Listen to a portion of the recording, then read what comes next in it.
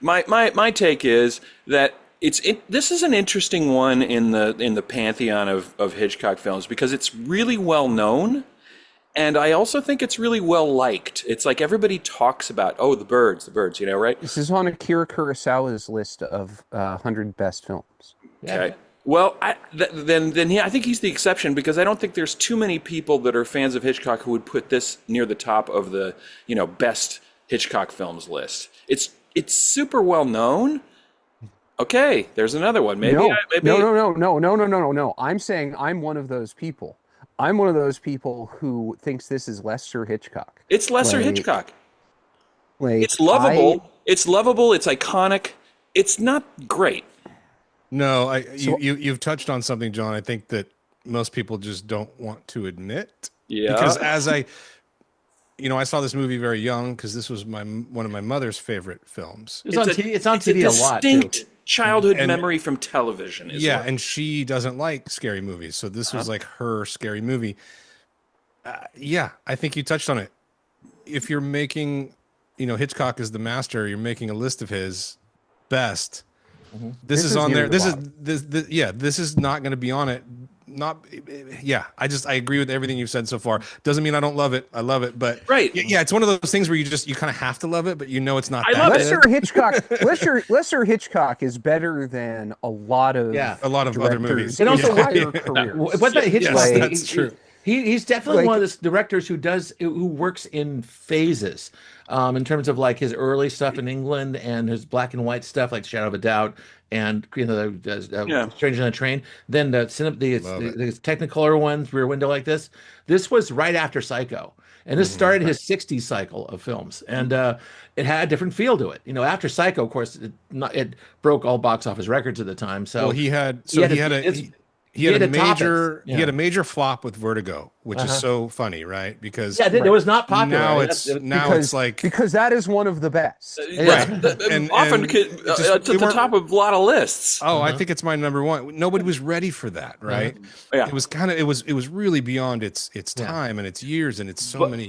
Unlike The Birds, not a lovable film. No. It's an unpleasant film. Well, he had what I was going to say is I love Vertigo. He had a major flop with Vertigo. And he was in dire, straits. He had a major hit with Psycho, which was maybe you're forgetting the one in the middle. You're forgetting the one in the middle, which is North by fucking Northwest. Wasn't that before? No, that was before Vertigo. I don't think so. I looked that. Someone look it up. That's after Vertigo. That's after Vertigo. Oh, okay.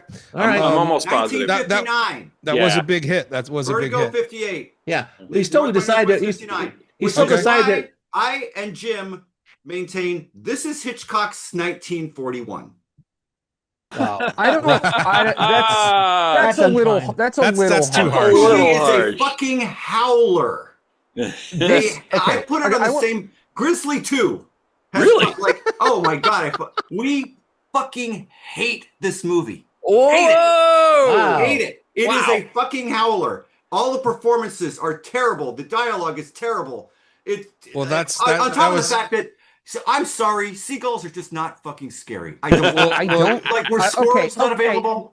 You're ruining my. Hang on. Well, the thing is, okay, it's too early for that, Chris. One for you and one for Jim, huh? Now, mind you, seagulls aren't scary, but a lot of seagulls are scary. That's the point he's trying to make. You know what I kept thinking about? I kept thinking about Martin Landau in Ed Wood wrestling the octopus. Yeah. All right, okay. Well, that was you're kind of you're kind of bearing the lead because my hot take is that Tippi Hedren is a terrible actor. She is a terrible actor.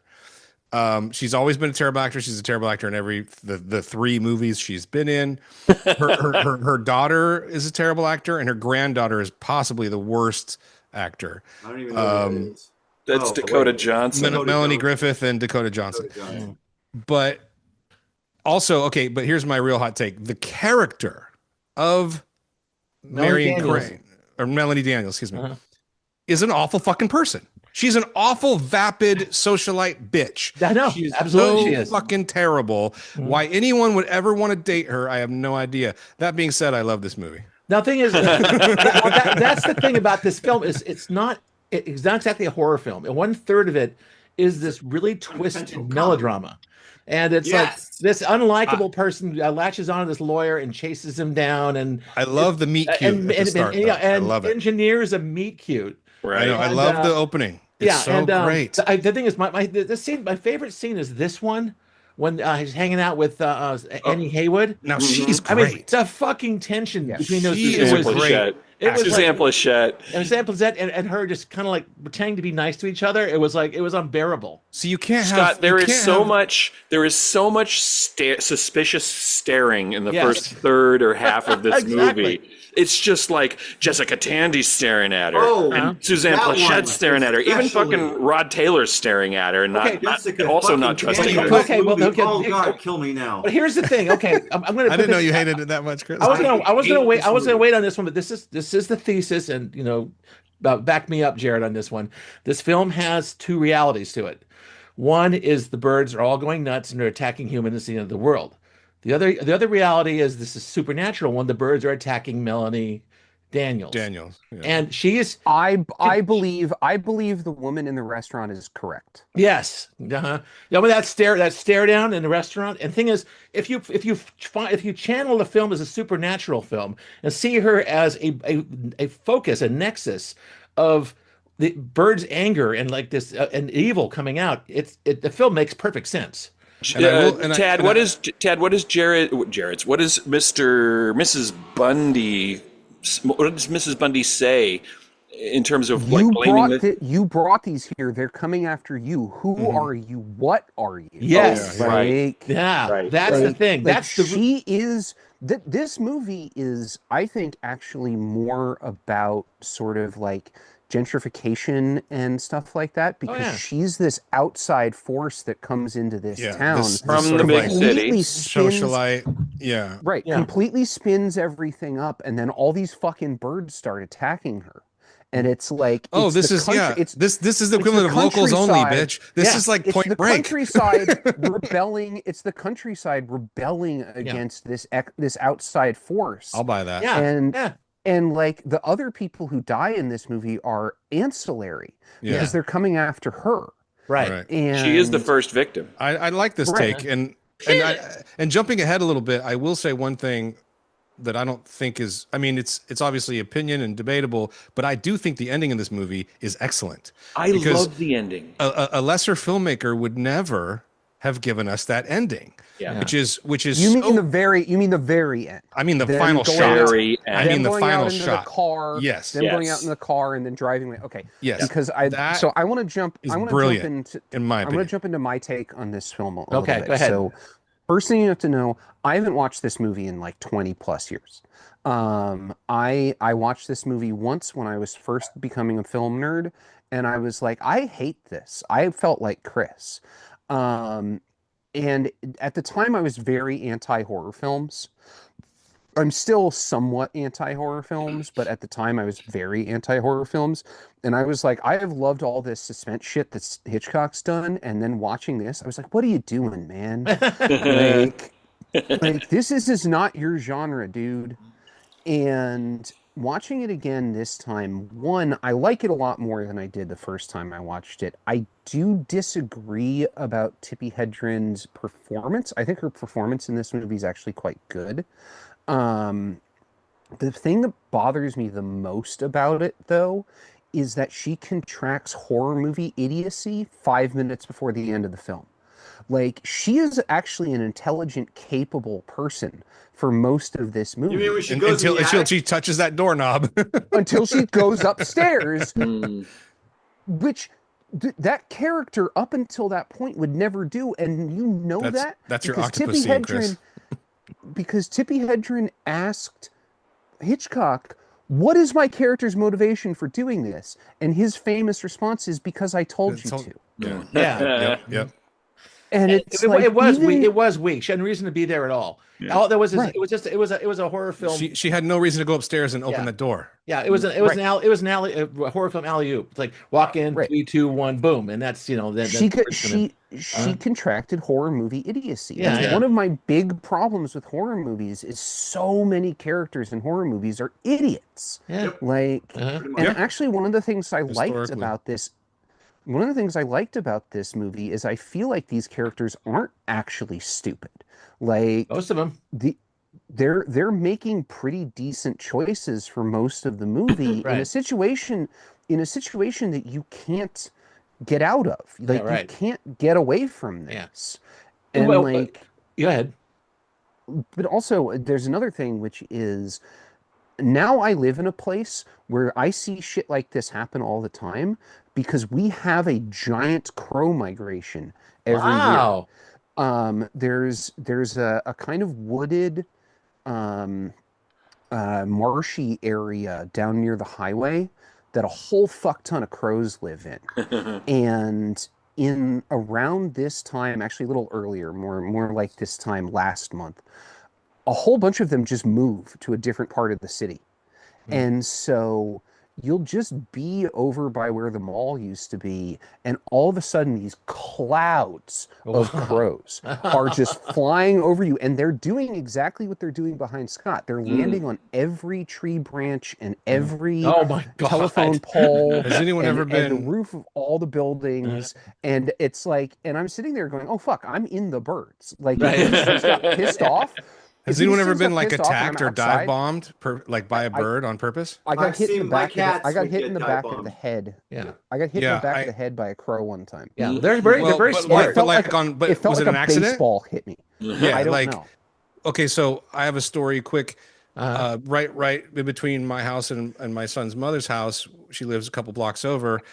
I was walking to go pick up my son one day, and there was a bush.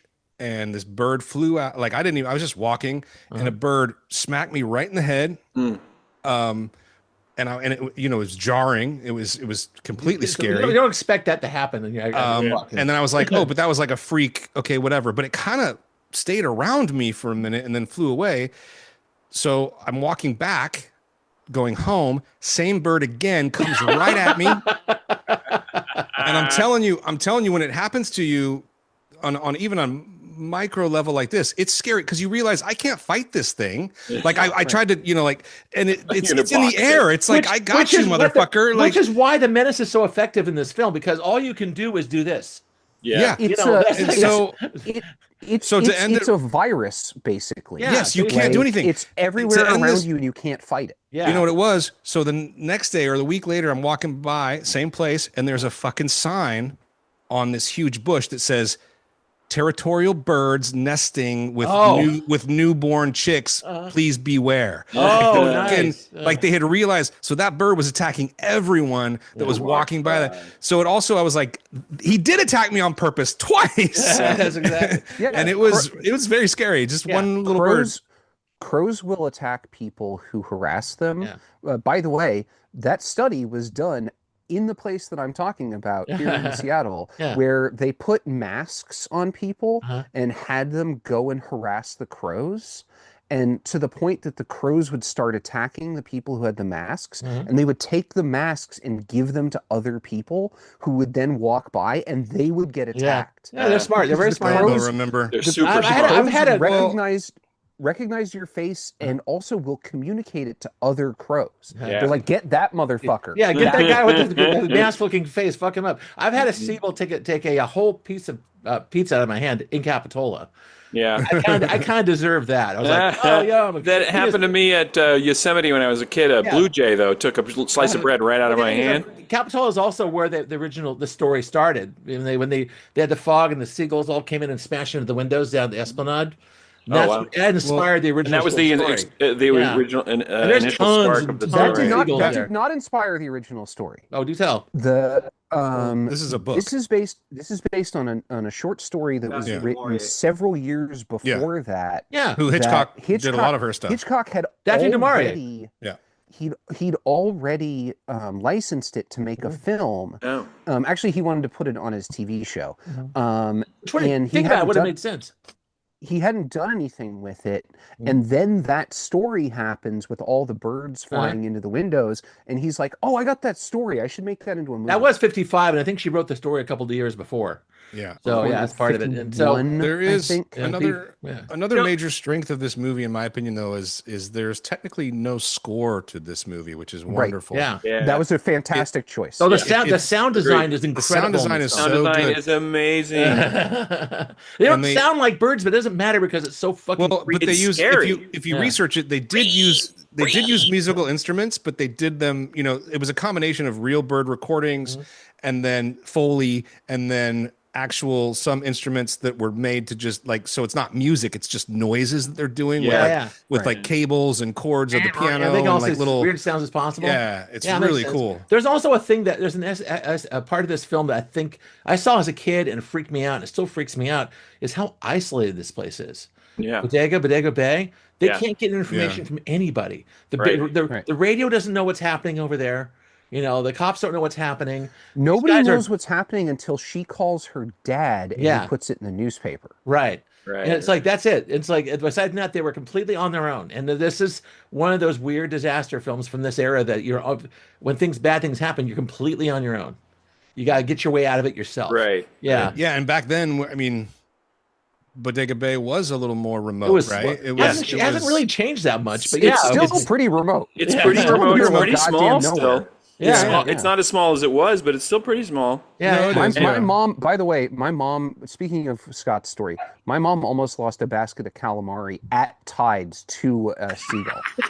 I believe it. You know, the objection, I guess it was Chris's objection that birds aren't scary. I mean, there's a thing in this movie. There's a lot of process shots that you really have to work hard to suspend your disbelief. Yeah.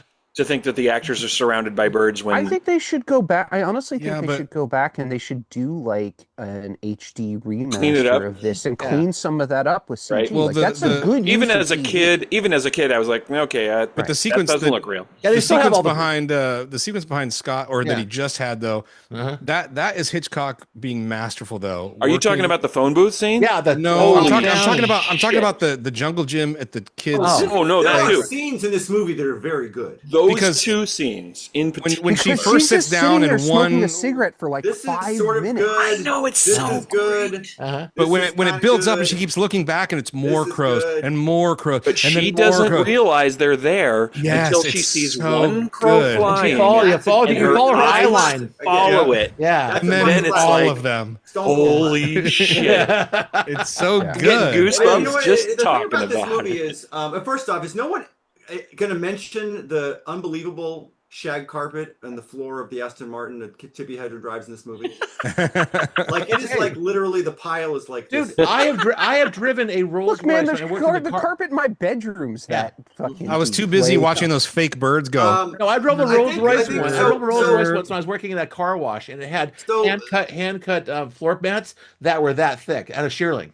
So she's also rich as fuck. So you're gonna get right. Yeah. So this movie came at the end of what we talk about. It's Vertigo, North by Northwest, and Psycho. Then on to Marnie and a couple of Marnie right after this. But North by Northwest is also a very big movie in scope. And there's a lot of shit where it's bigger than this in some ways. Scene, in almost every way. Where they're like this terrible fucking set's supposed to be. Yeah, I didn't buy that backdrop for a second. I don't know. There are also Hitchcock. That's because Hitchcock hated shooting on location. Right. Oh yeah, he's a studio guy. Now there's stuff in North by Northwest that has a lot of that phoniness, but for some reason that movie kind of works for me. And then he went small with Psycho, and now he's going big again with The Birds because Psycho's such a huge hit. And like, I don't know whether he was aiming for the fences on this one, and I think he intended for this to be a very big movie. And I don't think he was aiming for the fences. This is kind of we've seen movies like this, nature running amok. Like this is one of the first nature running amok movies. Yeah, right. Like I don't know. It's better than The Happening. He went first. It did. I don't. But think not as good as Jaws. I don't think this. Well, if you, I was just gonna say, he tried. I'm glad you brought up Jaws. At least you tried. I'm glad you brought up Jaws, John, because I kept, Chris is dunking on this, and everyone is entitled to their opinion, and he's not completely wrong about a lot of these. No. But and I really like what you said in the opening, John, about this movie. Well, but both of you. Yeah, we both. But you brought up Jaws, and I couldn't help but think about that. Actually, how much more effective this movie might have been had he taken more of a Jaws approach to the attacks, or but nobody had done Jaws yet. No, nobody had done. But had he thought to like not do? That's why Jaws is Jaws. I thought it was still it was still pretty, like talking about the eye line match. Somebody was going to make Jaws. It just happened to be Spielberg. It's just a different style. And I think this is a stretch for Hitchcock because his movies were more on the human angle.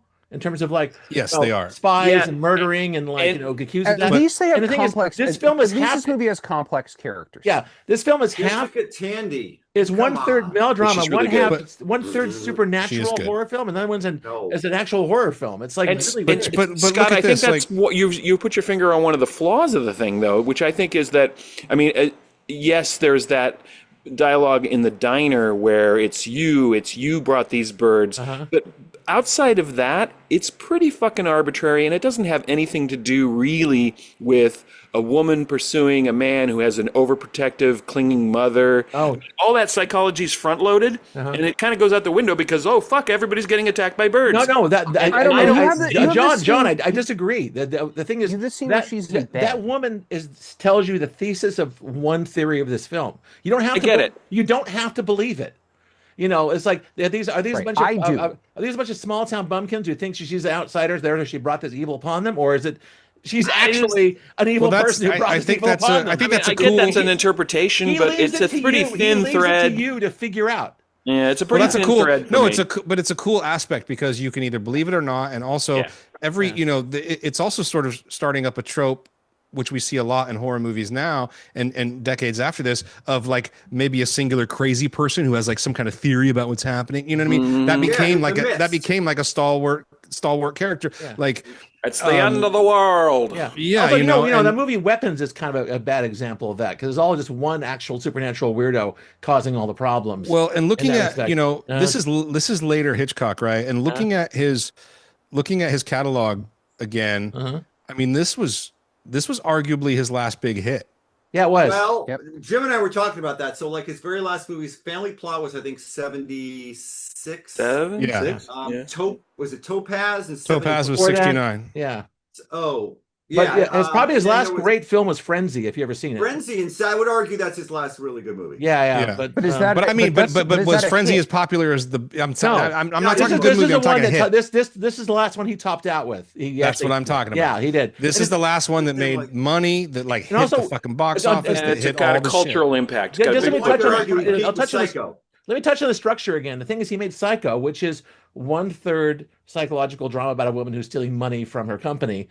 Then all of a sudden, she gets killed for no apparent reason. Dies. Yeah, when they got to restart the film at the 1/3 mark, right? Yeah. But this is the same thing. This is a melodrama about a woman pursuing a guy, and she's kind of a weirdo, and she's a socialite. Then that story ends when the birds start attacking. So he followed his own. He followed his own trope.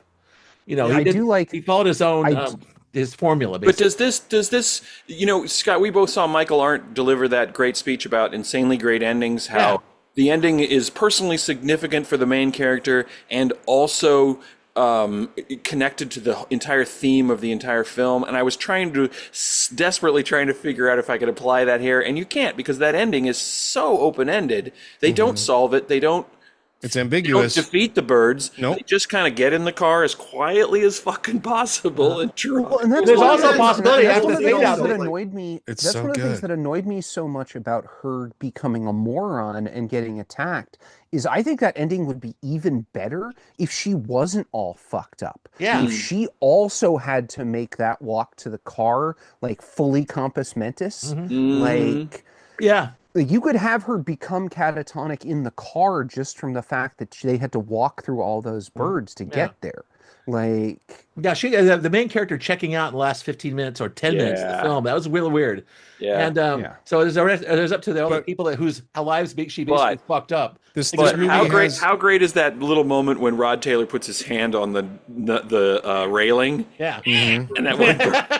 Well, there's also the one that bites his leg. Yeah, another one bites his ankle. Yeah. Another great moment that is genuinely scary and well done is, of course, course, the seed farmer with his eye pecked out. Yes. Oh Lord. It's a genuinely scary, great moment that Hitchcock staged beautifully. And I don't care how many times you've seen it. I don't care how many new movies you've seen. It still works. I do wish they did. Also, Jessica Tandy's got her shit together. She saw it. She ran out of the place, got in her car, started the truck, which is very realistic. Ran 4 miles down, then she freaked out. I do wish they had invented blue food coloring by the time this movie was made, because goddamn, that blood is so. That blood red. is very red. It's paint your wagon red. It took them a while to get blood right in movies, and it still wasn't right in 1960s. Well, you know why they did a lot of that up until even in almost the 80s is because that's a way they didn't have to have like an X rating. Censorship thing. It's a censorship thing. They said if the blood was too realistic looking, we would never release this movie. That's another thing. I'm surprised at the language in this movie. There's a lot of hells and damns flying around in here, which you kind of don't expect for this era. Yeah, I was kind of bumping up a little bit. Oh, one last thought about the supernatural angle is that if you a lesser director would take this story and actually have a scene near the end, kind of like Hot Fuzz, where you'd have like a wizard in the middle of town drawing a curse down on Melanie Daniels. Like, the birds of the air come down and peck her eyes out kind of thing, right? But they didn't do that. They kept it because I think this movie is about the countryside rebelling against this outsider. Yeah. Like nature rebelling against man. It's a whole duality. City folk. Melanie Daniels versus Bodega Bay. It's nature versus humanity. It is civilization versus chaos. It's like a lot of stuff going on here. Also this movie, Santa Rosa has to be mentioned more in this movie than any city in any other movie. I want to watch it in any other again. Movie that isn't the drinking game when they say Santa Rosa, you drink. Right, that doesn't actually show that city. No, and they're never once in Santa Rosa in this movie. They probably say it more than they say. They're in San Francisco and they're in Bodega Bay. Yeah. Like every third line in this movie has fucking Santa Rosa in it. Yeah. And I'm like, show Santa Rosa. That's the only bastion of civilization for the viewer. Right. It's because narratively it's the only like kind of city next to it that has like a fucking hospital and a fucking police station. I know, you driven from Bodega to Santa Rosa. There's nothing been between those places. So. This does continue Hitchcock's trajectory of the cops being stupid. I guess Sebastopol wasn't a thing yet back then. It also gets name dropped once on the radio. Yeah. But just for the viewers' sake, Jared and I are both in Santa Rosa right now. I lived there for a number of years. Indeed. I spent a few days in summer there. It was quite nice. Yeah. All right, well, let's wrap it up. Well, like I said, this was one of my mom's favorite films, and I remember when I moved out here, I didn't really know that. I didn't know anything about this area when I moved here. I moved here for college. And so when I went out there and I saw the schoolhouse and I saw the it's still there. It's great. I started freaking out. It's unchanged. Yeah, I started, jumping for joy. And the girl I was with at the time, I was like, please take a picture of me. I'm going to run down the hill.